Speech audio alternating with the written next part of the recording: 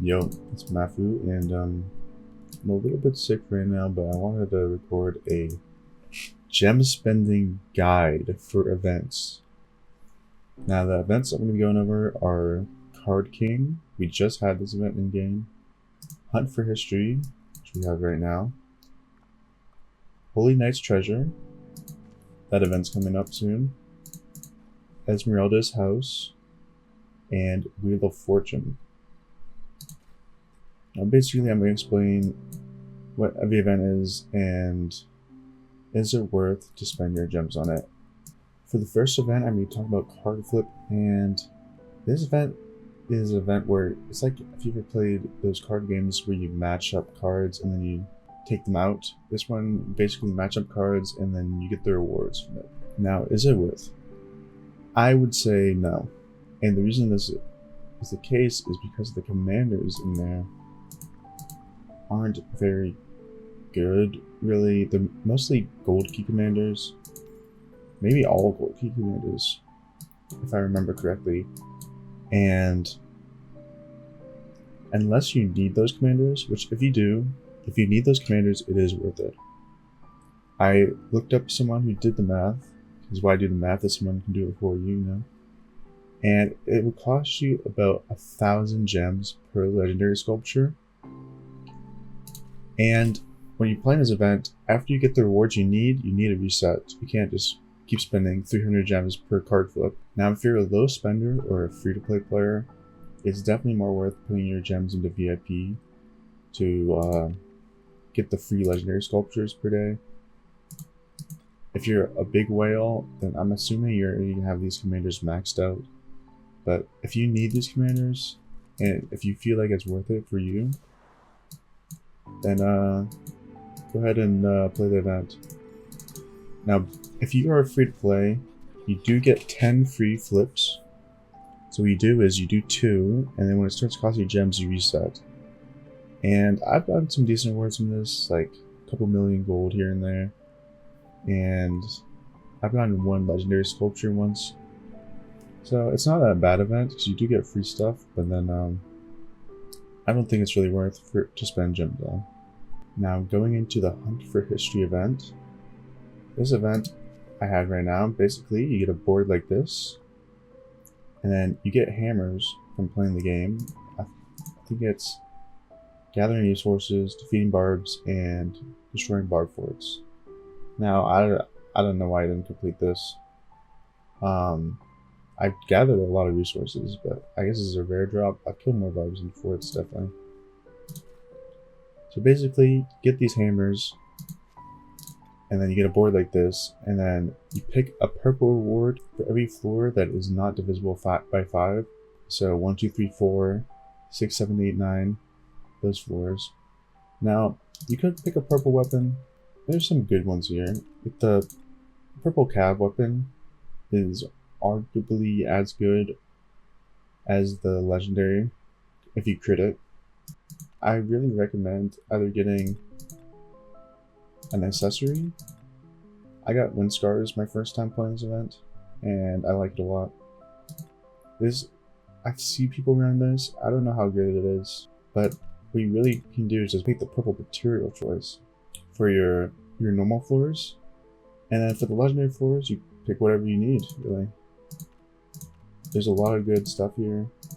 I wouldn't pick the random chest because you literally have every loop in here, I think.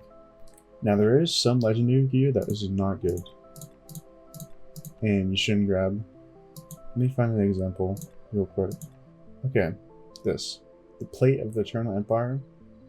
It gets a legendary, it seems good, but you do not want infantry attack as your main stat for your equipment.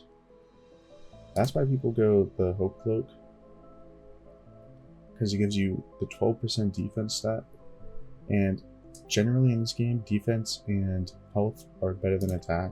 Not always, but generally. Now, there are 26 slots, I believe, and if you want to get to the 5th floor, 100% of the chance, you have to use 130 hammers. Now, I'm going to put a graphic on screen right now, and it will show you what squares are more likely to have the item. Now, I don't know if this is actually true. Someone in my alliance sent it and I used it and it worked 80% of the time.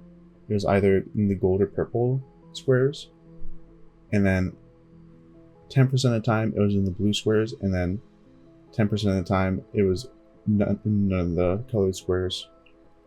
And I just had to guess. But it did work. Now, about hammers. How many hammers do you need to play this event? You get 30 for free. So, if you want to play this event completely free to play, you can save your hammers from one event to another.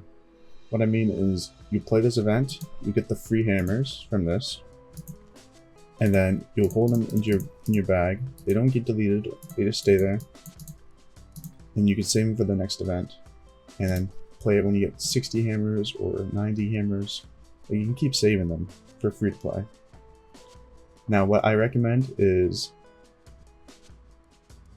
I would say save about 100 hammers to play before playing this event, just to make sure you get to the 5th floor and get the legendary equipment.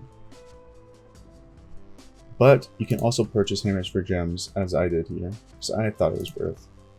I don't know if it's worth it. You get a lot of good stuff here with speeds, materials. And someone did the math. I didn't do the math. So if the math is wrong, don't blame me. But it takes about 65 hammers on average to get to the legendary equipment. So if you need epic blueprints or epic material chests, which I like, or legendary blueprints, it can be worth to buy hammers for gems and play this event. If you don't, save your hammers and wait till you get 100 hammers just to guarantee that you get the floor 5. Now the next event is the Holy Knight's Treasure.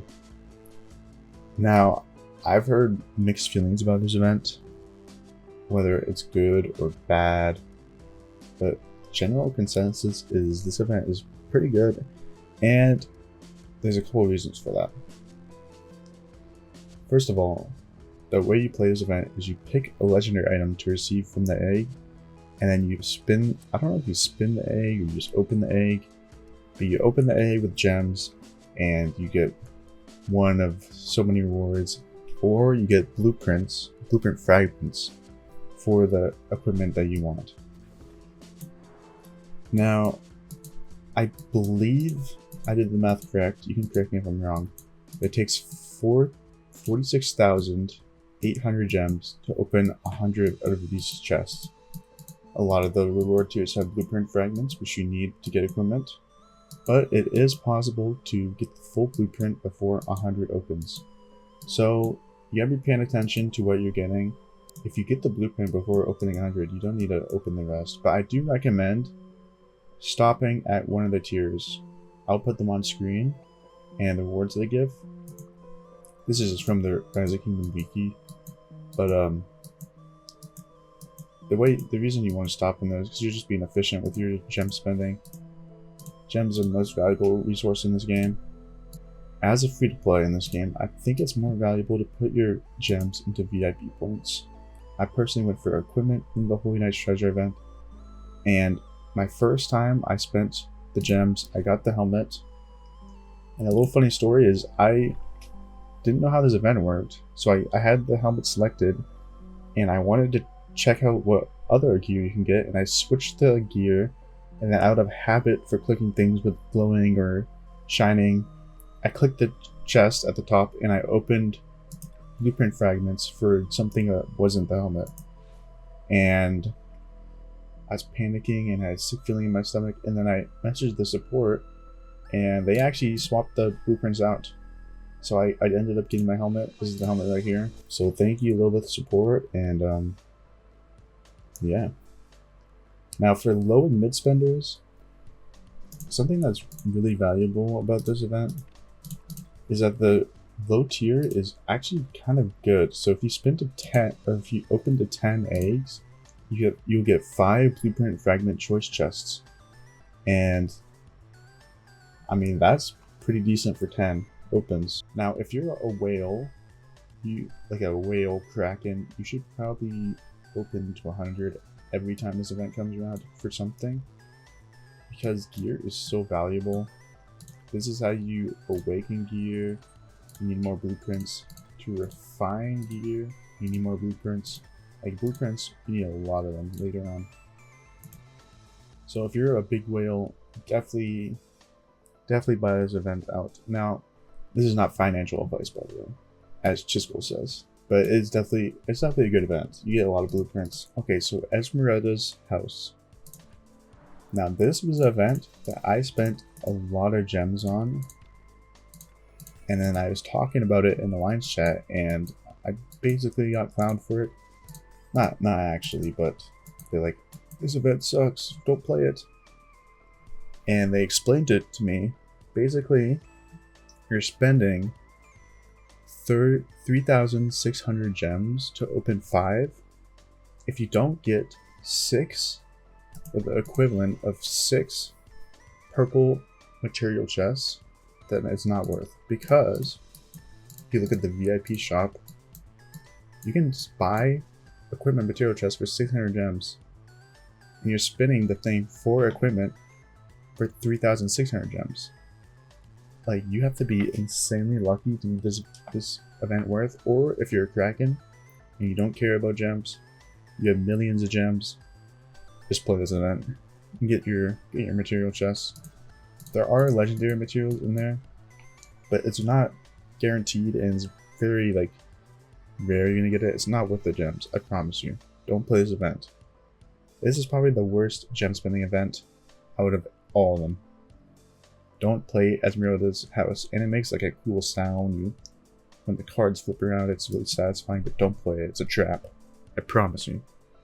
Okay, the last event is the Wheel of Fortune. Now, this event is basically you pick a legendary commander to get, and the legendary commander changes, by the way. I think it starts out with Cow, and then you get Richard, and then you get someone else maybe, or it's still Richard. And then you get YSG, and then you get Alex the Great, and then you get Saladin and Tamiris. So basically, this event, you pick a commander, and you spin the wheel, and you get legendary commander heads, you get other rewards. I'll put them on screen. Now the question is, how many gems should you spend?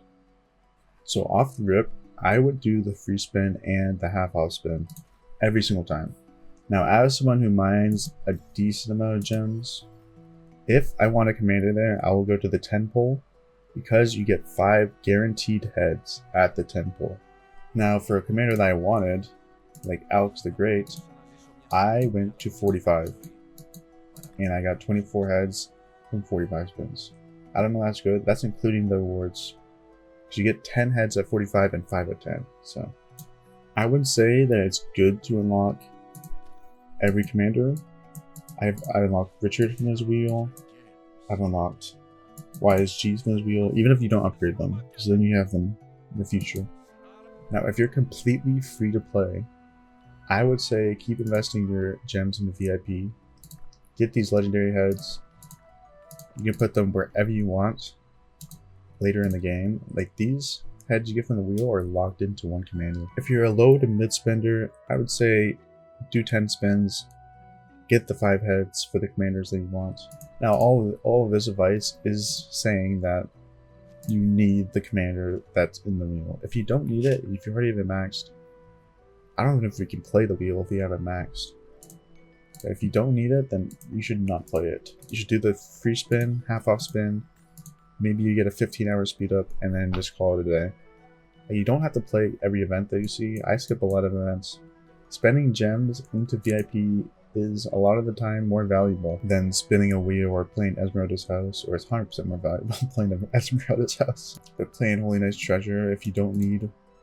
Like, last Holy Knight's Treasure, I went to 10 and I stopped, even though I needed the shield blueprint. Anyways, this is a short guide for spending gems in events, and I gotta shout out the Rise of Kingdoms wiki. I got a lot of my information from there, and I got a lot of information from Reddit actually. It could be outdated though, but I got it from Reddit, and Yeah, I just wanted to try to make a decent guide for you guys where you should spend your gems. Thanks for watching. Bye.